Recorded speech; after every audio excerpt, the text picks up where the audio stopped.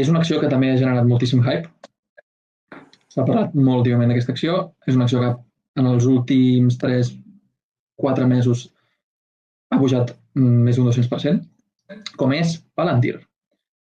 Palantir, pels que no ho sapigueu, és una empresa americana, nord-americana, que està una mica relacionada amb tots els negocis que estigueu pensant, que s'estiguin donant a terme avui en dia, que estiguin relacionats amb cert nivell d'intel·ligència, en plan que les empreses que estiguin duent aquest negoci estiguin mitjanament relacionades amb qualsevol estat, ja sigui l'estat americà o l'estat espanyol o l'estat europeu. Qualsevol business, qualsevol activitat que estigui havent amb qualsevol empresa i aquests estats passen per Palantir, tenen el potencial de passar per Palantir. Per què? Perquè es considera que és com un cervell central d'aquestes organitzacions més grans del món. Actualment, Palantir té una relació estreta amb Donald Trump i està ajudant a l'exèrcit americà a organitzar, a coordinar missions, o també està coordinant amb activitats i diversos projectes amb hospitals americans i amb hospitals mundials. I és una empresa de software, però que aplica aquest software en aquests negocis, en aquestes activitats més estatals, diguem-ne. Llavors, en la seva última actualització trimestral, Palantir ha reportat un increment d'un 63% en les seves xifres de negoci, el que significa que ha assolit més de $1.000 milions en només 3 mesos. Això són molts diners. Fa 4 anys, quasi bé, d'aquesta empresa ningú n'estava parlant i cada vegada se n'està parlant més.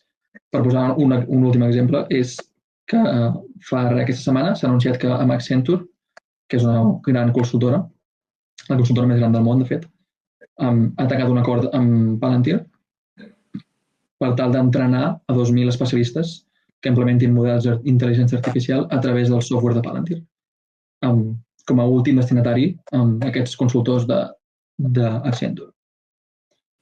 Llavors, parlant més en xifres de l'acció, què ha passat en aquest últim any?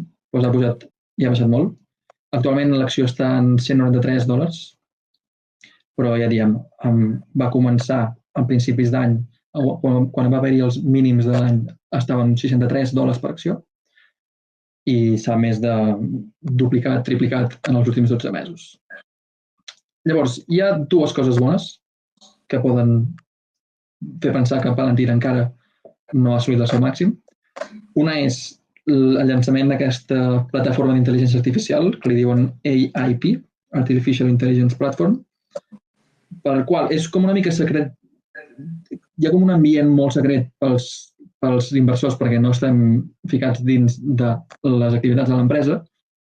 Per tant, si no ets client d'aquesta empresa no pots veure quin és el seu producte, però es veu que està tenint molt d'èxit perquè està aplicant de manera molt exitosa aquests models d'intel·ligència artificial a l'hora de treballar en problemes que estiguin relacionats, ja diem, amb empreses estatals, però que involucrin molts tipus de dades, molts tipus de diferents dades numèriques i no numèriques per tal d'assolir objectius en concret. Es veu que aquest software ho està fent, és el millor del mercat i la gent està disposada, aquestes empreses estatals estan disposades a pagar bastants diners per aquest producte.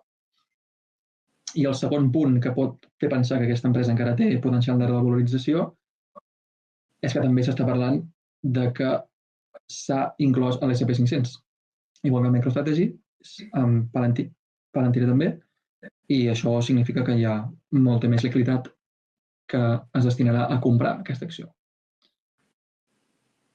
Llavors, dit això, hi ha dos possibles escenaris al futur. Un és l'escenari alcista, en el qual aquest producte que tenen Palantir el segueixi millorant i segueixi arribant a moltes més empreses i entitats corporatives i segueixin pagant aquests diners per aquest producte, però alhora és una empresa que no té molt de deute. Actualment, en els seus llibres de comptabilitat, tenen uns $6,4 bilions, que són 6.400 milions de dòlars en caixa. Això vol dir que no és deute, són diners que estan allà per finançar les seves pròpies activitats, per finançar les seves pròpies inversions, i per tant no és aquest risc de deute no és un risc que estigui assolint l'inversor quan compra aquesta acció. Això cap al futur es pronostica que l'acció pot assolir el proper any uns màxims d'uns $255 per acció, més alts que ara.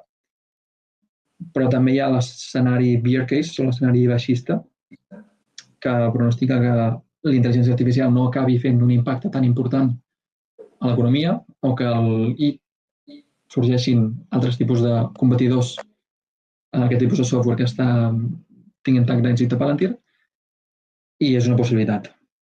I dit això, Palantir actualment està molt cara, comparant price per earnings ratio, està a més de 100, per tant, està bastant cara i aquest és un motiu pel qual un inversor actualment vulgui esperar-se abans de comprar aquesta acció.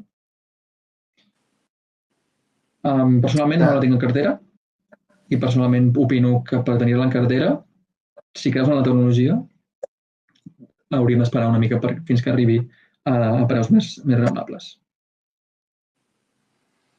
Sí, hi ha una cosa molt interessant que deies, que és la relació que té aquesta acció amb la política, no? O sigui, recordo que al voltant de les eleccions americanes, que això va ser el novembre del 2024, a la que ja es va començar a donar per suposada que la victòria de Trump, els últims dies cada vegada era més previsible, va haver-hi diferents moviments en borsa que de fet ho confirmaven. Va haver-hi, per exemple, un augment molt important de Bitcoin perquè Trump havia parlat de fer una reserva federal de Bitcoin, i també va haver-hi aquest creixement d'empreses d'amics de Trump, no? Que aquí dins hi havia, per exemple, Palantir, que en aquell moment, i encara ara, molta gent no sap ni què fa aquesta empresa ni a què es dedica, però va haver-hi un rally molt bèstia perquè la persona que ho portava era una persona propera a Trump, que em sembla que fins i tot havia posat diners a la campanya de Trump, etc. No? I em sembla que va passar el mateix amb altres empreses com PayPal i així, que eren empreses d'amiguets de Trump. No? Llavors, sí que són aquell tipus d'accions que són curioses perquè van molt vinculades a la política, no? En aquest sentit.